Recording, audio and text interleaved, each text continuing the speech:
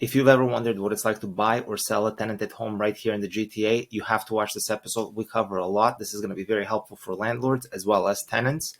We talked to a 30-year veteran in the space right here in the GTA that has dealt with evictions and the worst of tenants, helping homeowners and landlords deal with these. You want to stick around?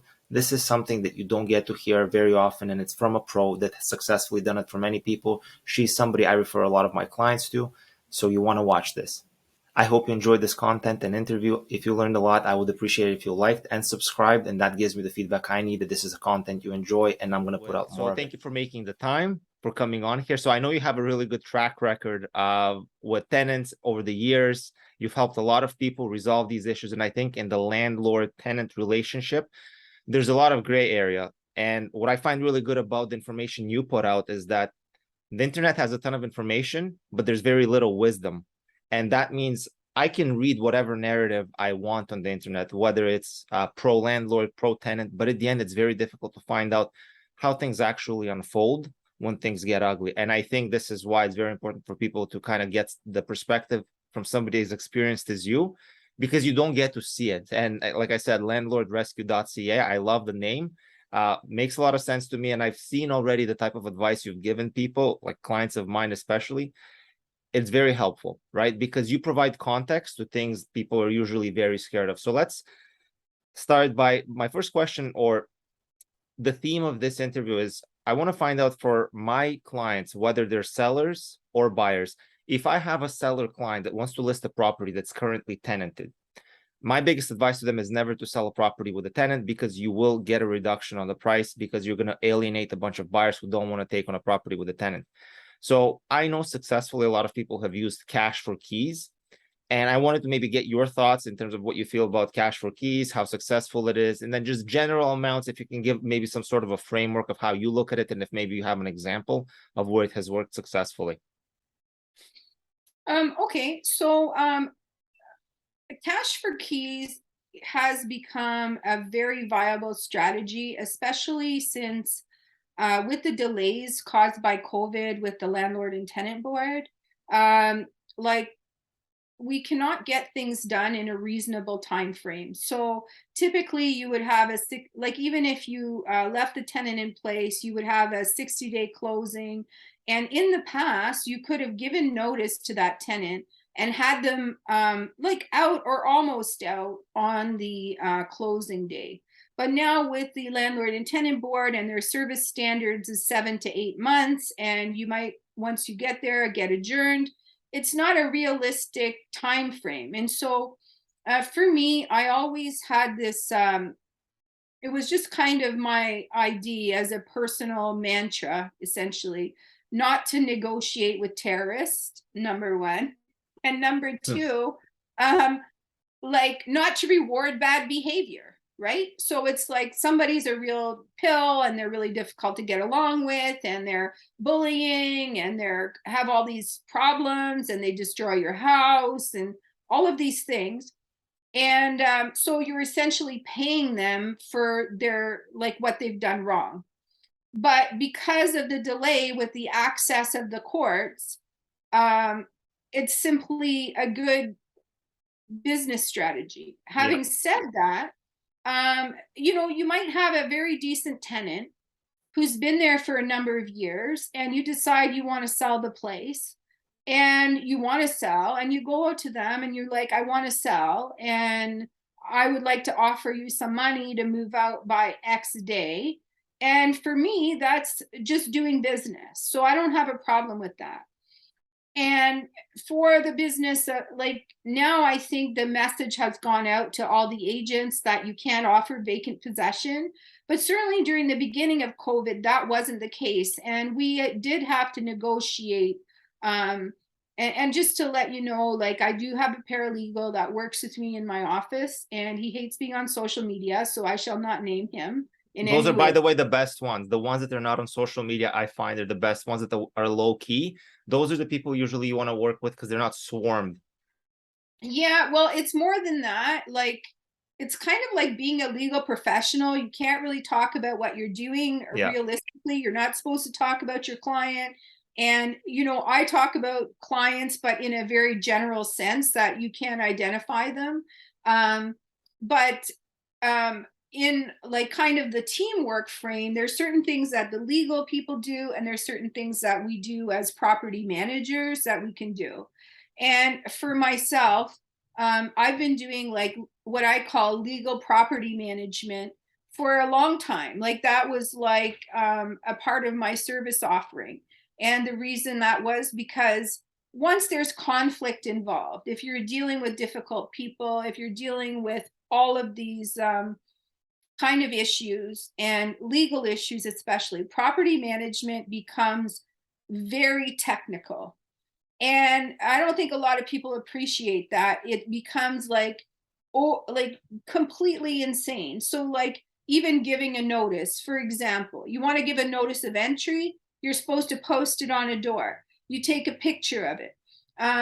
You can't email things. Certain things you can email, some of them you can't email. Like it's like the technicality of the rules is beyond what any normal landlord could deal with. And then you have some crazy person who's maybe making accusations. I mean, I manage properties where we don't go alone, and we record everything from the minute we get there, because the people are not well and they make stuff up and they make all kinds of problems and they call the city. And like, I mean, this is ongoing. So if you're dealing with something like that, you really can't negotiate with crazy either. It's not just the terrorists, it's also the crazy people, because they're not coming from a logical standpoint, and you can't make a deal because they're not rational.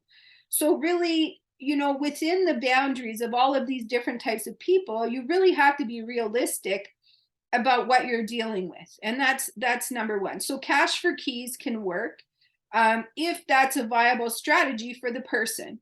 But for some people, that's just not going to work, because you cannot, you just can't make a deal with them. You can't make them see any kind of sense, and they're just not operating in the same framework that we all are, where you would say like, listen, I'll give you $50,000 to leave, and they won't do it. Like, it doesn't matter. Like, money is not a motivator.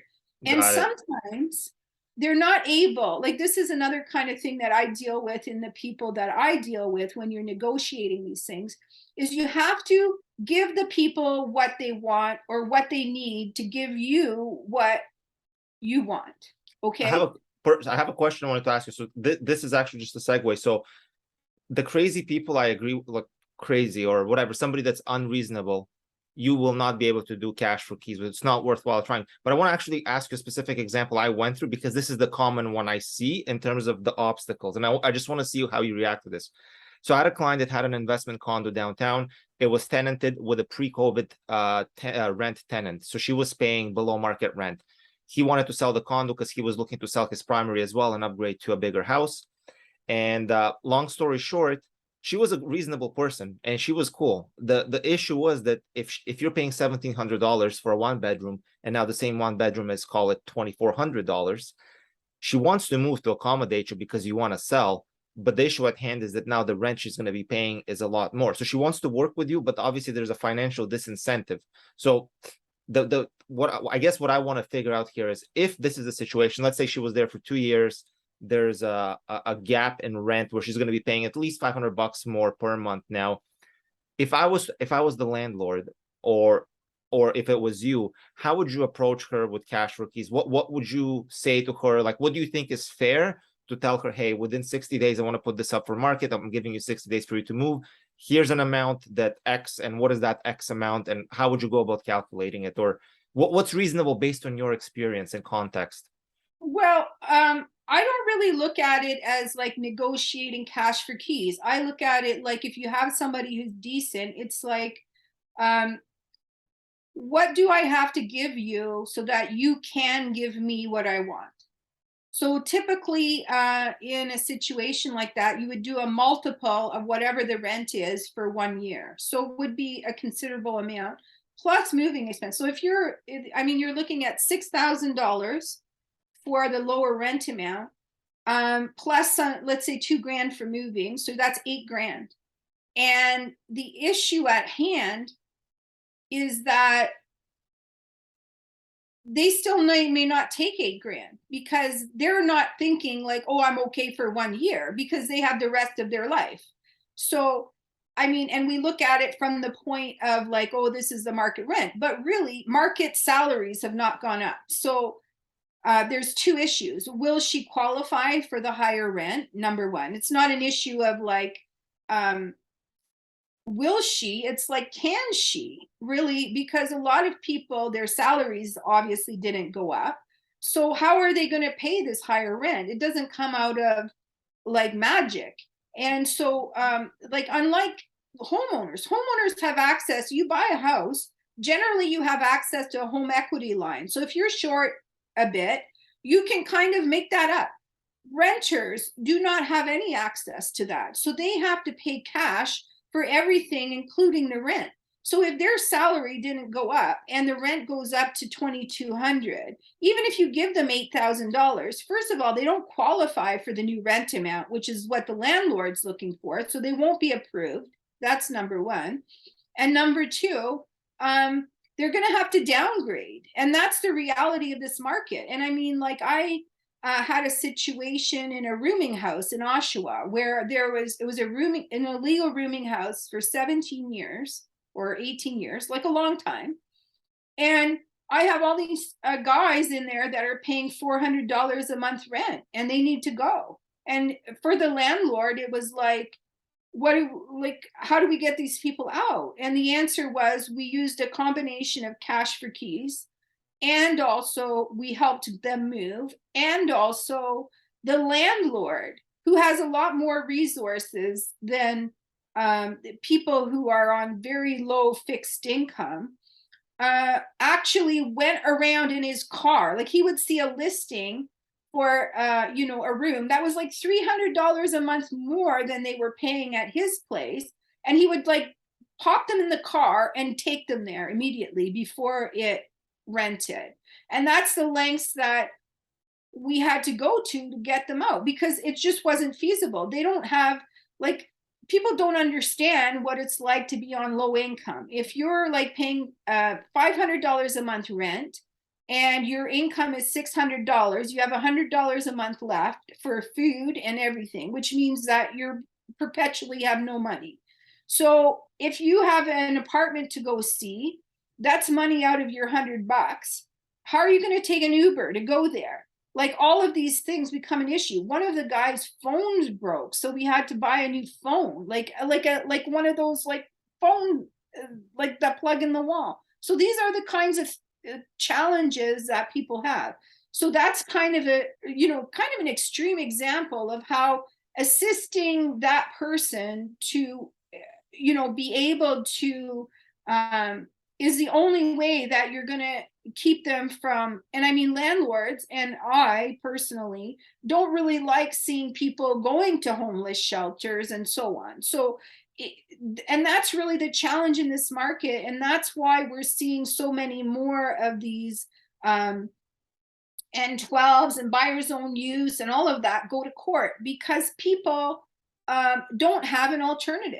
Like you said, it's more, they don't qualify, there's a lot of competition, they may have bad credit, and all of these things are working against them. And landlords, by the vast majority, if they've ever had problems with any tenants, and especially in this market, are not taking chances on new tenants. They don't care. They'll leave it empty. Like in my company, I do rentals. You said to me, oh, I need you to take a chance on this person with poor credit and, on social assistance or something. I'd be like, never in 1 million years. I can't do it.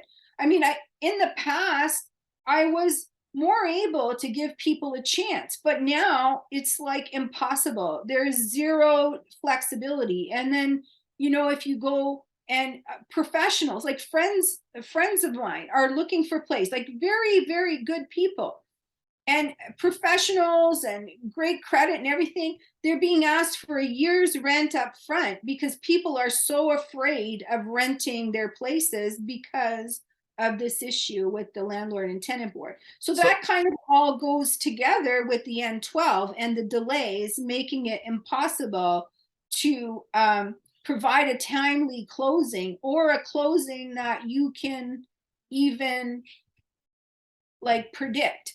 Having said that, that doesn't mean that you shouldn't do it that way, right? right.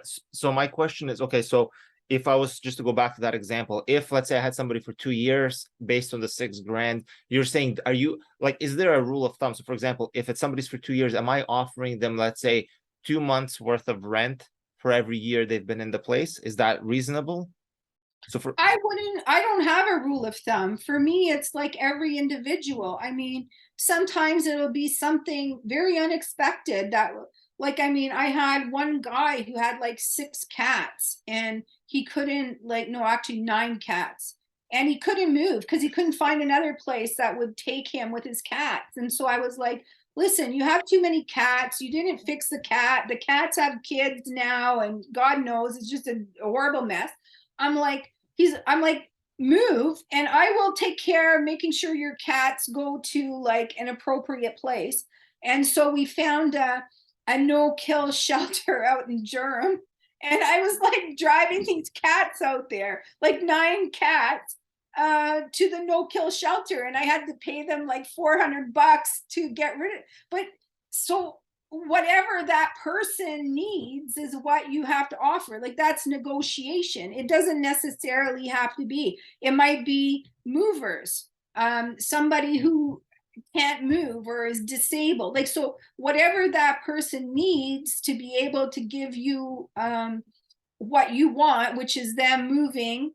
And for me, when I'm dealing with people, I'm very frank with them. I'm like, well, you can move now and I'll give you this money, or you can move later on once the property is sold, and I'm going to give you 1 month's rent and just wait for you to leave, and you won't have nothing and you won't have my assistance. So it's in your best interest to like work through your issue and deal with me now. Yes, you don't have to deal with me, but this is the best route for you, because and at the end of the are day, you then yeah. are you then running the risk of, so for example, let's say you say, here's the cash for, so the way I'm understanding is, correct me if I'm wrong, cash for keys is more than just the money amount. It's basically, here's some money for the paint that you're gonna have to get out, and then here's some moving costs, let me take care of that, and then you have personal issues, I'm gonna help you with those as well. So there's 3 things here. And then if they don't agree, you're saying that effectively you're gonna be frank with them that you will go down the eviction route if they don't move. Is that Oh, kind of, absolutely. And but then and don't you then risk 7 to 8 months of no rent? Because they'll be like, well, if you're going to try to evict me, then I'm just going to stop paying. I'm going to dig my heels in. And then now now we're just going to go down that route. here's the thing. You have the carrot and you have the stick. And for me, it's like, there's, considering all the delays involved in the process, I will see if that person is reasonable and usually the landlord will know whether they're reasonable or not, whether they can, somewhat be negotiated with. And I will go from there. Okay. So it's like everything is running together. So if I'm doing, but realistically, you cannot give them the notice until the property is sold. So, the cash for keys strategy in the beginning, so that you can market and clean up and paint and get the place ready, doesn't work with somebody who has issues. It just doesn't. Right. Yeah, that's a totally So different story. Yeah. that only works with like decent, reasonable people, where you start out and you say, like, this is my situation. I want to sell the place. It would help me if, whatever. I understand that you're going to have issues. How do you feel about that? And then some people, okay, not all of them, want, so some people don't want to have a horde of people coming in their place, or an agent to have a key, or any of the hassle of that. So they'll be like, okay, we're out of here. That's it. Yeah. We're done. Yeah. Right? That's in a perfect There's a world. segment of people who are Right. like that. Okay. Uh, I think that's sufficient for cash for keys. I guess I'm reading in between the lines. Like obviously you have to. It's very much like everything in real estate. It's very situation dependent, but I think that is the first step to try to market a property, list a property. You want to list it vacant. You don't want to do it with the tenant. My experience, it's always been it doesn't work. The tenant's not happy, and the end result for the landlord's not going to be good. So assuming, let's just move on to the part I think is even more fascinating for me in particular, because this is the one I think is most misunderstood. So let's assume cash for keys doesn't work. And let's assume the landlord's saying, you know what, I'm not going to go through the eviction process. I just need to get this thing done. I want to get my money out, even if I get a discount on the property, or if I get less money for this property because I'm selling with a tenant. I just want to get my money. I want to move out. So then it flips it to my clients who are buyers. So, for example, I've looked over the last few months, a lot of places have come up for sale with tenants. And, I have end user clients with families and stuff. A lot of them, they're not going to touch any of this stuff. But I think sometimes the fear of buying a tenanted property is irrational in the sense that, yes, I understand it could turn into trouble, but I think there's a price or a discount that the trouble is worth taking on. So what I want to find out from you is, let's assume a house is listed with a tenant, and let's assume they're not let's assume they're reasonable people, but they're in this exact same situation, which is what most situations are right now. They're paying below market rent. Let's say they're in a detached home, they're paying $2,500. Market rent for the exact same property is $3,500. They have nowhere to go. The landlord has decided, you know what, that's fine. If this house was worth 1.2 market value, I'm willing to take a loss on it, maybe 1,050,000, maybe 1.1. I just want to move on. Let the buyer take on the tenant. So now I'm the buyer. I have found somebody that wants to buy this house, assume the tenant. I already know, for them to start the process to get possession for personal use, for them to move in, they want to start the process. They want to talk to somebody like you because they want to get the forms right. They don't want to screw up anything because it can just delay the entire process. Very technical. Technical, right? So that's step one. What I want to know is, what is my worst case? Like, and tell me if I'm wrong. In my head, my worst case scenario is if somebody buys a tenanted property and they can't get the people out because these people just simply can't afford to move because they can't pay, or they're not willing to downgrade the type of home or whatever the case may be. Your worst case is you have to go through the whole eviction thing. So you're talking from the time you've purchased the house, let's say 60 days to close, you're looking at another 6 to 8 months above and beyond of you carrying the house potentially without getting any rent, potentially, before you're able to actually get these people out by law. Is that true in terms of like what your worst case is, or is there more to it? Assuming they're reasonable, not like they're gonna go and sledgehammer the windows out. Okay, so assuming there's a regular eviction in place. Okay, so I'm going to answer that question and not in a way that's more likely. So for me, if I'm thinking from the landlord's perspective or the owner's perspective, absolutely. If I'm listing the place with the tenant and the tenant has issues, I'm going to say that that is all that period. You should really know the rules as an agent. And like, this is the thing I'm saying, because some of the things that tenants are going to do are going to be evictable, especially those that haven't taken cash for keys, that are unreasonable, that don't want people in their place, are going to be, those people are going to be doing things like refusing showings. Like, you absolutely can start the process to evict people for refusing showings. You can give them a form for general cleanliness is a thing. If you can document it, you can say, like, if the place is a pigsty. So, like, there are some issues that your house would take a discount because of this tenant, other than money, that can absolutely dealt with in a legal perspective. So as the owner, you wouldn't have to take that discount. A lot of people don't know what those things are, and they should consult somebody who does know. So like myself, or, so that's number one. So as the owner, you want to be aware of that there are things other than non-payment of rent that the people can definitely be forced to clean up, including not giving real estate agents access. So if you do it properly, and again, it's very technical. So most real estate agents would actually require legal assistance to be able to do this process for their owner in a way that will lead to an eviction because of the tenant's actions. That is possible. And that is actually a viable strategy if there's a problem tenant in place.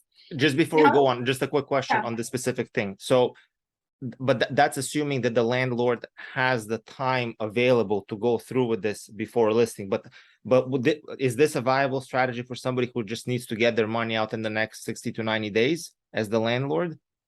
I would start that strategy, yes. And because the thing is you have properties that are so horrible, they won't sell. It doesn't matter if you want to sell it. It doesn't matter what the discount is.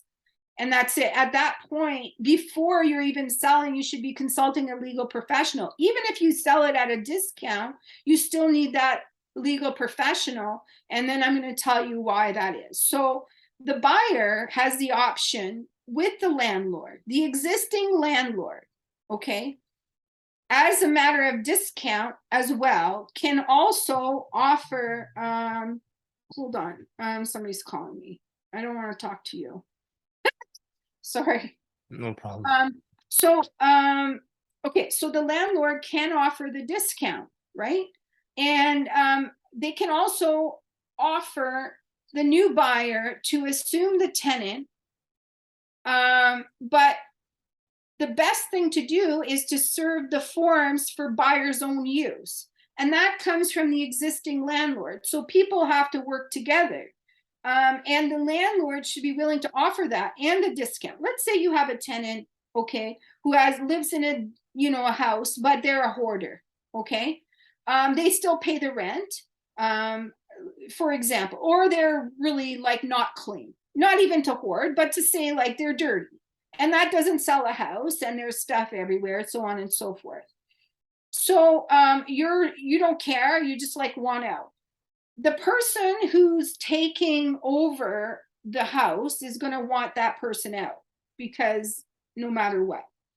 And at that point, it would be an application for buyer's own use for that person to leave. And you should absolutely encourage your clients to use the buyer's own use rather than landlord's own use, because buyer's own use has different restrictions in the law according to time. So a buyer does not have to live in the house for 12 months because that is not part of the act. If you're applying as a landlord to get rid of a tenant,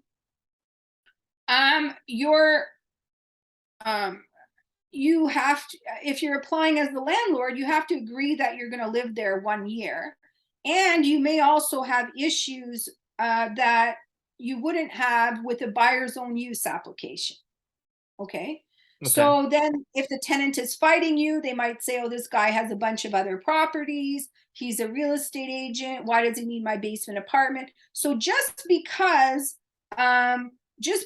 somebody is saying they're going to move in doesn't mean you're going to win. If you have like 10 condos and you buy another condo and you say, I need it for my landlord's own use and I'm going to move there for 1 year, you're going to have a bit of a hill to climb at the landlord and tenant board once you get there. So for me, I'm always interested, for my clients and for the people I work with, is like, yes, I negotiate. Yes, I'll offer cash. Yes, I'll offer to assist people. But at the end of the day, I need to deliver them what they need, which is like an empty house so that they can move in it.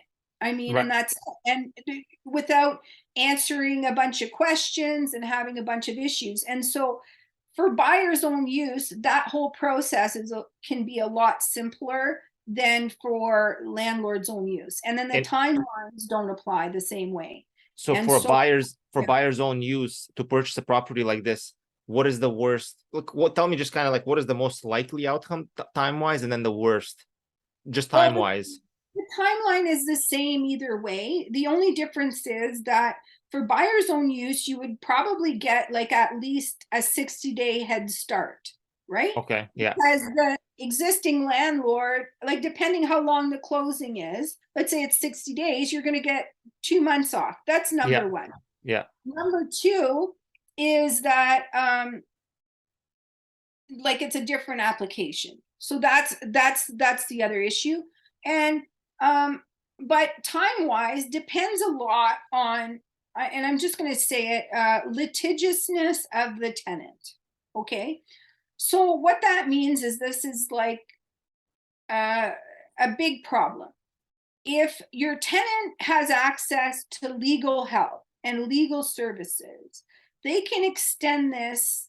I mean, like if I was in a house that was being sold and I made up my mind I wasn't leaving, I don't think you could get me out of there for 2.5 years. But I know a lot. There's a lot of things that you can do.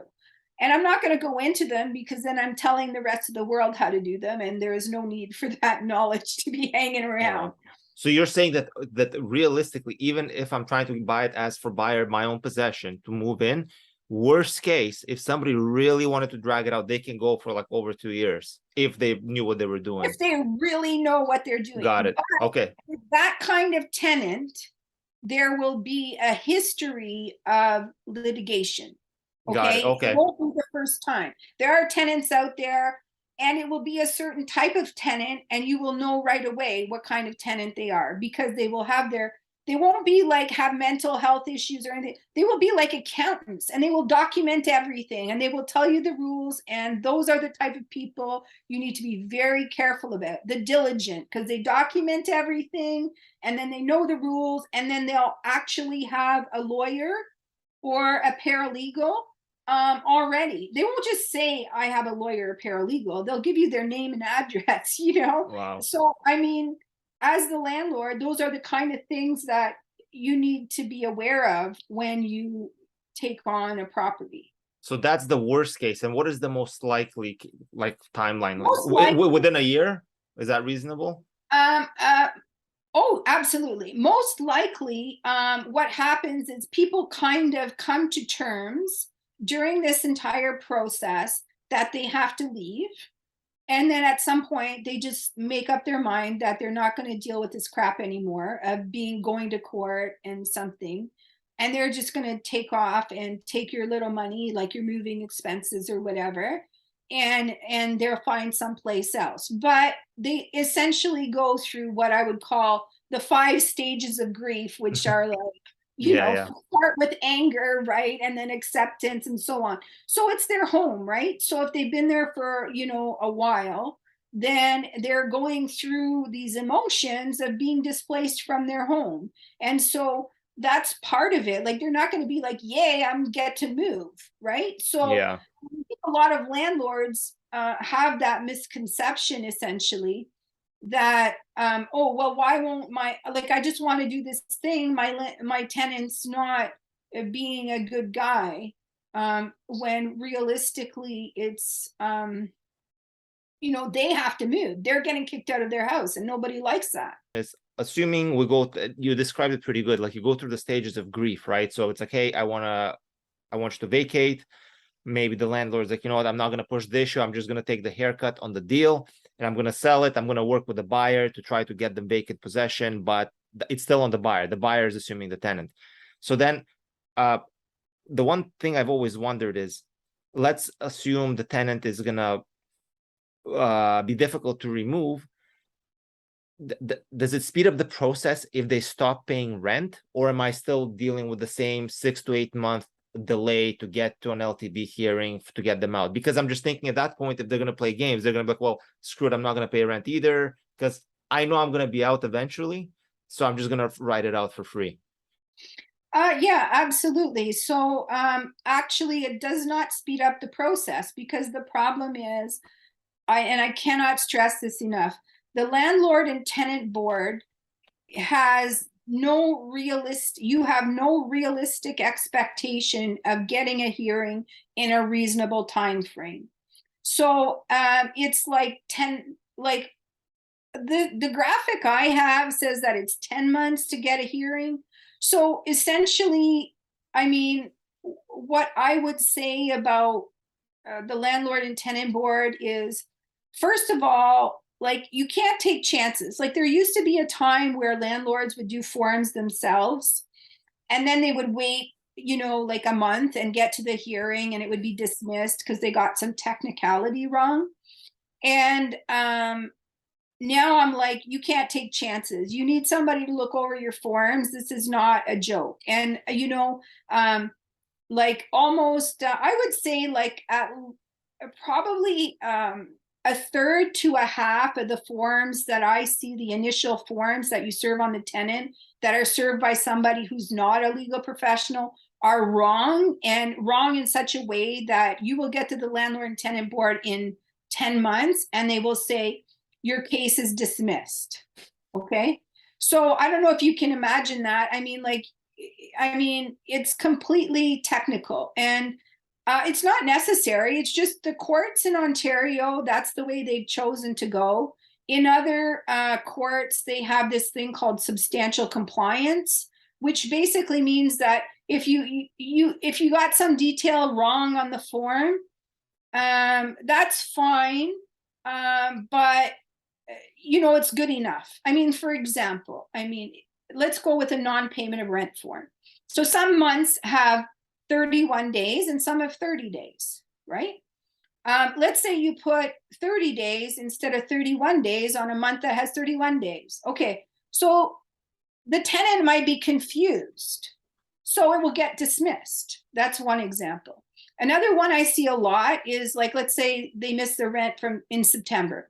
So landlords will write from September 1 to October 1. Okay, but that's not the end period of the date. So that would get dismissed.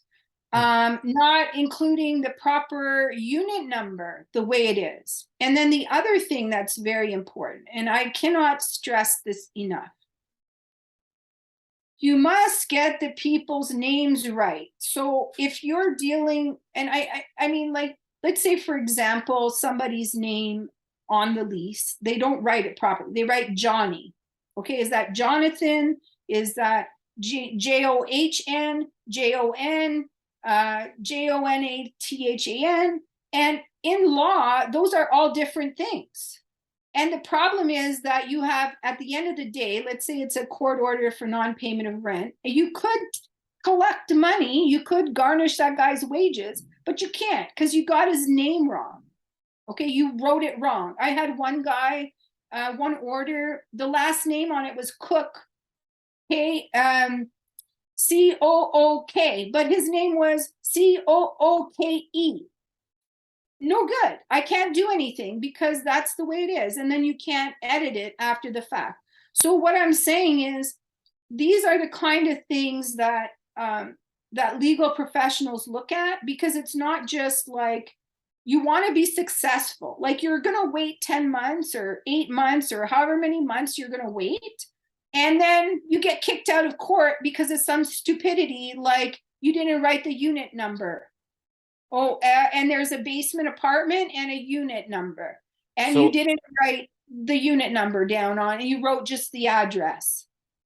So yeah, that's makes sense. I've actually seen something like that happen on a technicality like that. That's why, to me, I would never bother doing any of this stuff myself.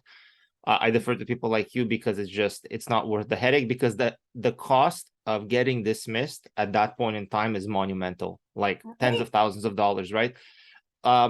So my question, when I first started in this business, we would get orders within 30 days. So if somebody didn't pay the rent on the 1st, I would send them in on let's say the 20th of the month, and by the end of the next month, I would have an order for eviction on that person before their last month's rent. Like the whole thing is, we collect the last month's rent as a security deposit, and we're not allowed to collect more security. And the thinking was that the evictions would take less than a month.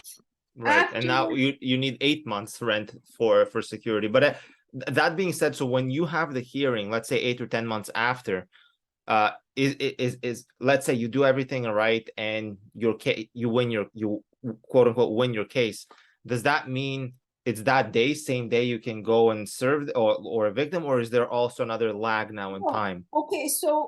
so there's another lag. So how it works is now the service standard for delivery of those orders is 30 days. Sometimes it's 60 days. Sometimes there are people who are waiting 4 and 5 months for their orders to come in the mail. So at some point when you get your order, which is hopefully soon,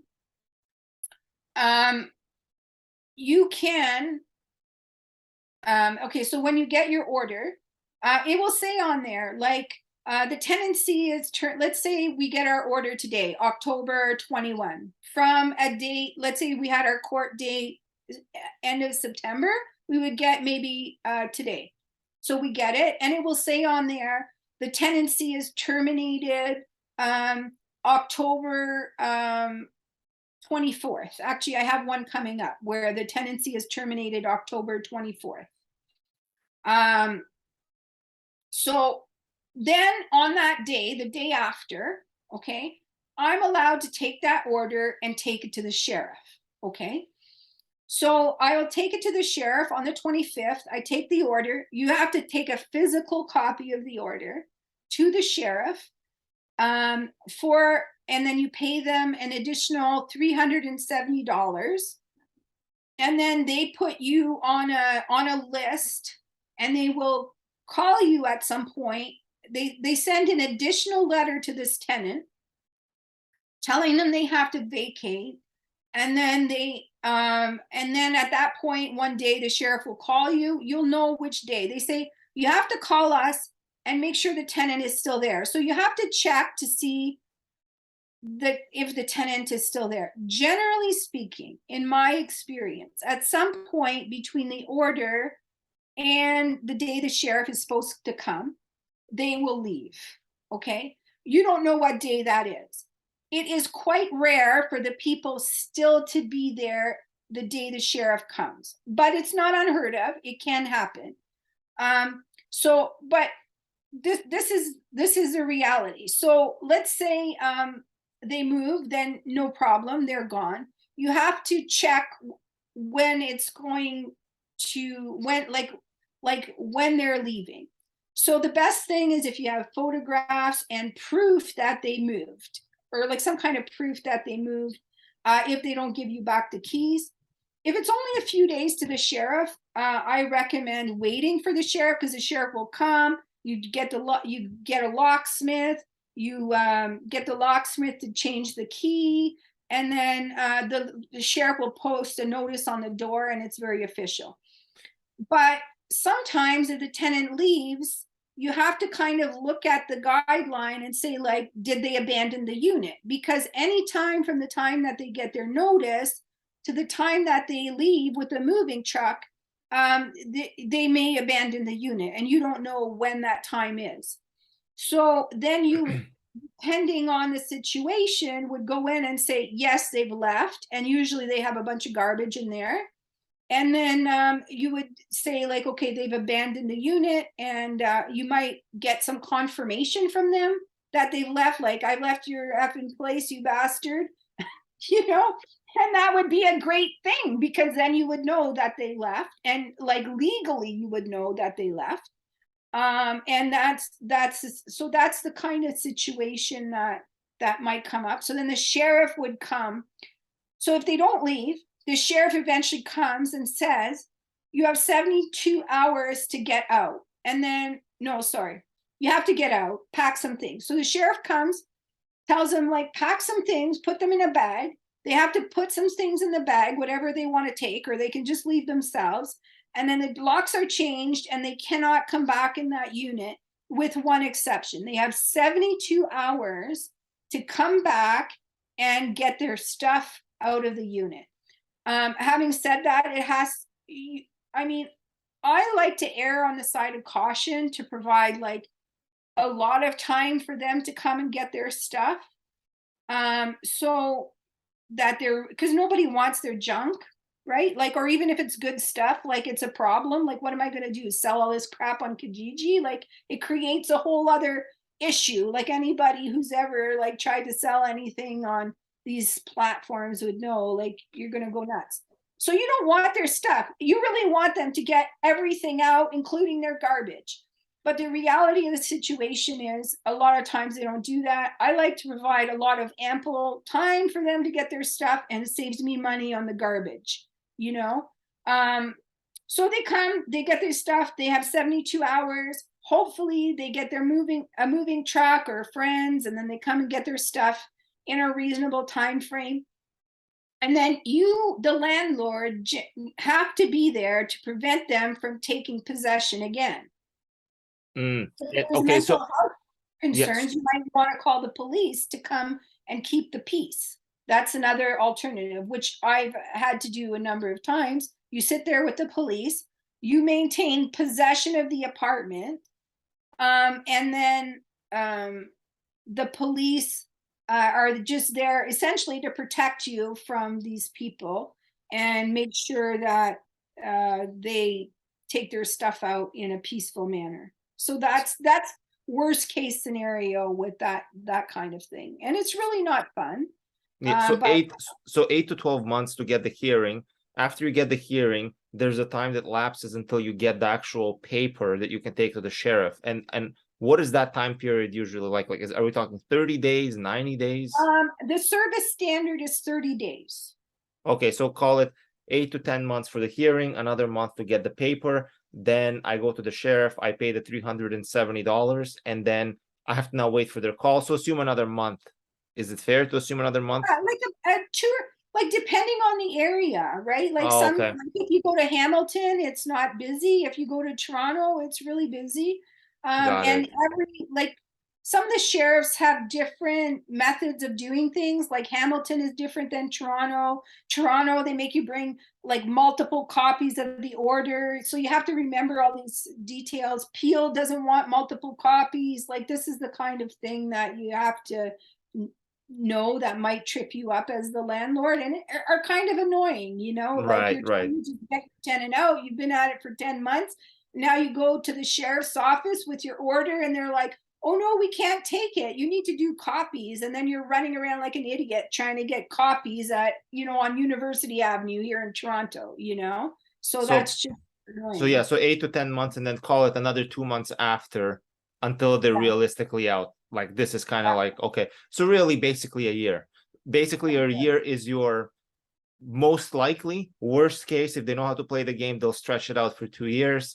But your Yeah. worst case is call it a year of not collecting any rent, most likely, and the potential damage that they're going to do to the inside of the house. So that's basically my downside. I'm trying to quantify my downside. So I'm going to have the no collection of rent, me paying the mortgage and everything on my own, the legal fees of having somebody handle all this stuff for me, court fees, sheriff fees, and then and I just want to wrap a number around it. Like, what is the cost to the person buying this? So if the cost of all of this is 50 grand, let's say, to deal with this between rent loss and mortgages and this 50, 60 grand, then I'm just thinking to myself, I would want at least double the discount of that for me to Oh, consider absolutely. taking on a property like this. Just like I'm just trying to think out loud. Maybe it's more, maybe less, depending on the property, depending on what the vibe I get from the tenant, because maybe you're going to take it on, maybe they're going to be out in 2 months. You know, you don't know, but you're taking on the risk. So there is risk for you to Exactly. be rewarded on. And I would say further that if you're assuming a tenant, assume they're a bad tenant. Because Right. I will tell you, like, for example, there's a property I manage in Oshawa, just sold. And the tenant there is so bad that I cannot rent out the basement apartment. I rented out the basement apartment to a nice couple, and she threatened them, and they moved out the same day. Okay, Wow. so like crazy.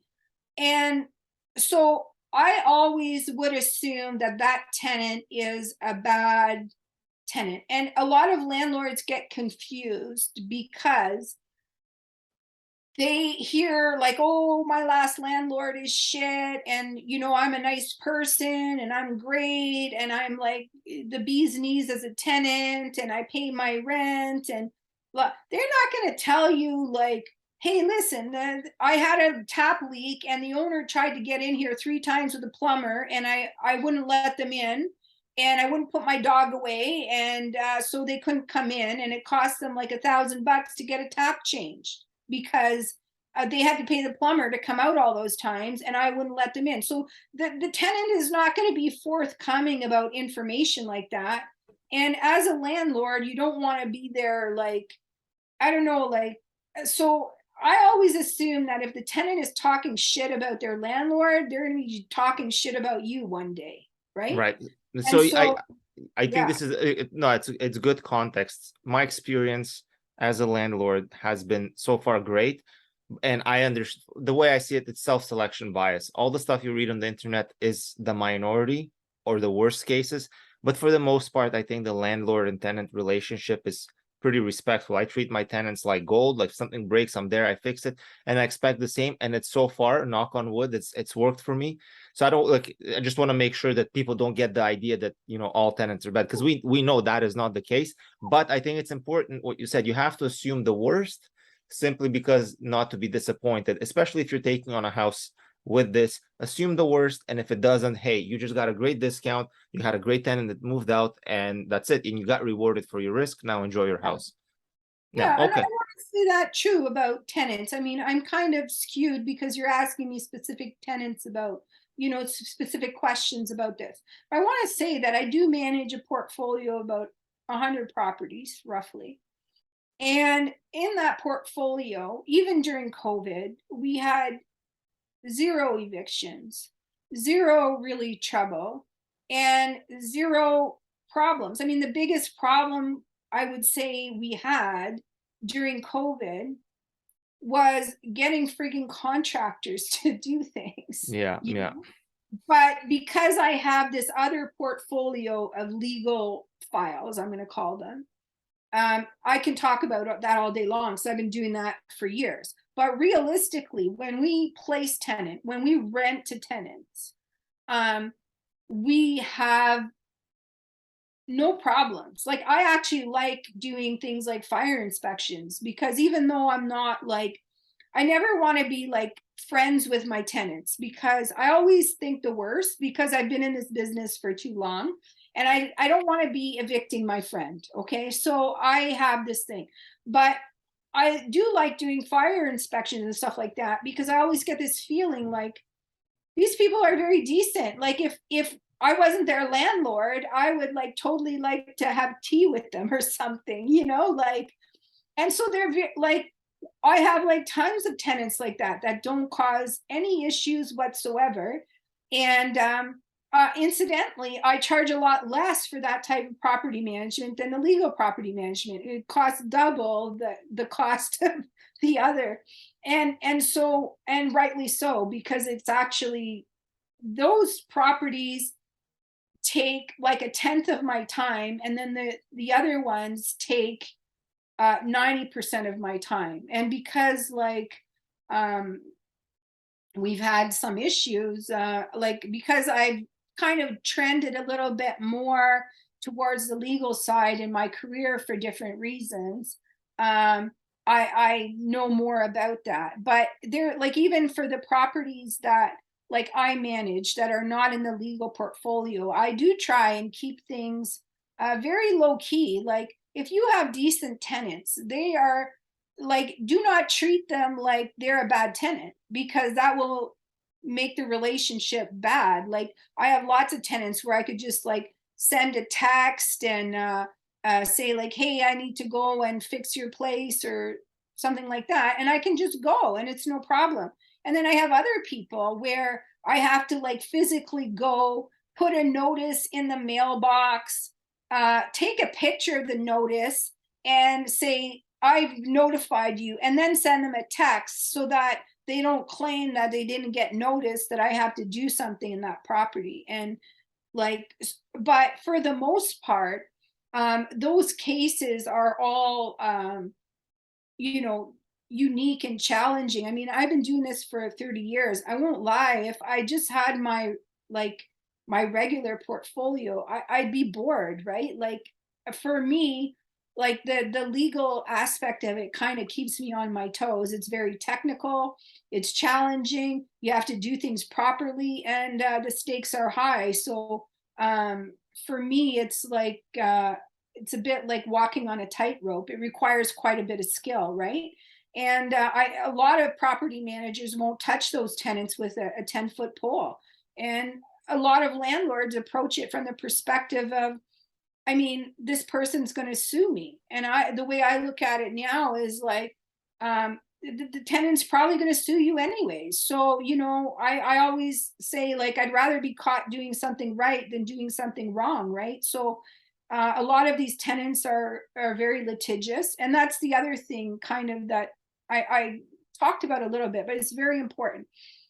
If the tenant is like appeals to the courts a lot, there's a certain cost associated with that, mental and physical, and it's very technical, and you will need like very decent legal representation, or you will be sued over and over and over again by that tenant, and they may not pay rent, and at the end of the day you'll need somebody to guide you through that. So I mean, hopefully you never need a paralegal or you know, somebody like me to manage your property. That would be the hope. But if you don't, like, like it's very, like, it's completely different. I don't know how to explain it any other way, but I mean, you try and maintain that great relationship with the tenant, and I always like actually have that assumption that the tenant is going to be good and decent. But then once they show you who they are, you have to believe them. And that's the other issue. Like, you cannot placate, you can't you can't make people like you as a landlord. I don't know how to explain. I'm explaining it wrongly, and I'm trying to say, once somebody has shown to you that they are going to sue you, they've said, they've essentially declared war on you, they've stopped paying rent, they are doing things like saying the property is broken and then they won't let you in to fix it, and these kind of things. Believe who they say they are. Like, you have to believe that thing. Like, a lot of people are like, if only I was nicer to this person, they're behaving in a reasonable way. And you cannot do that. You cannot placate into having a good relationship with this person. And so at that point, like very early on, you should be consulting somebody who knows about the rules, at least more than your tenant. Okay, so if you don't know the rules, and I would say don't hesitate to do that. It will be like, we charge for a consult, we charge like $250. A lot of paralegals will give you a free consult, that's fine. We charge. We do a lot of very technical cases. So, and I mean, this is kind of where it comes with my part in kind of that framework, is somebody needs to gather evidence, you need photographs, you need reports, you need people who are doing things, and it is very, very stressful. Most people are not used to dealing with conflict. They're not good with it. They don't want people screaming at them. They will not sleep. They will freak out. They just can't deal. I don't have any of those issues. So that's kind of where I like people like me. I can deal with very unreasonable people, and then I can leave and have my lunch and sleep well that night and not have any issues. And also be calm for the person who is freaked out because their $1 million property is inhabited by, like, I don't know, somebody who's like completely destroyed the place. And they're like, oh my God, this is my, you know, I paid 1.5 million for this thing and I rented to this person, and now they've completely wrecked the place. And they have like 4 large pit bulls running around pissing on everything, or you know, or some scenario. And Yeah. they cannot believe it. And if you find yourself in that situation, then we are helpful for that. And people can find me on Twitter, they can find me by phone. I answer my phone. I hope you enjoyed this video, and if you liked it, please like and subscribe, and I'm going to bring more of this type of content to you. If you have any questions, you know where to find me. Text or email me, and I'd be more than happy to help you. I love chatting real estate and helping people. I'll see you in the next one.